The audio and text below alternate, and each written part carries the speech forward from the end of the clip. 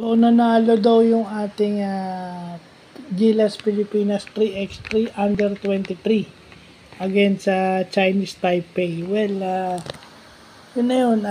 Sayang no yung ating women's na pilitang mag-withdraw. Pero sana kagaya rin itong under 23 natin na maganda pinapakita. Sana podium finish itong Gilas 3x3 natin yung under 23 na men's.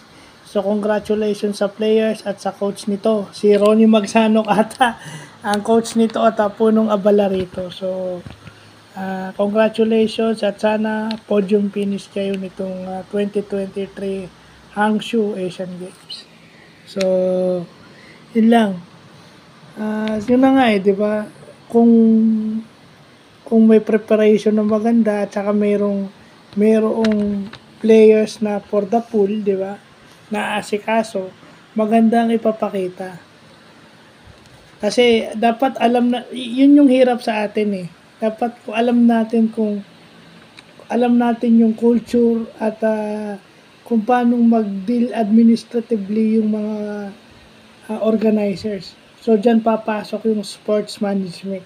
Alam mo dapat yung culture at environment ng lalaroan mo, pati yung mga nag-officiate ng sports o nag-organize ng mga palaro. Kasama yun. Diba? So, yun lang po.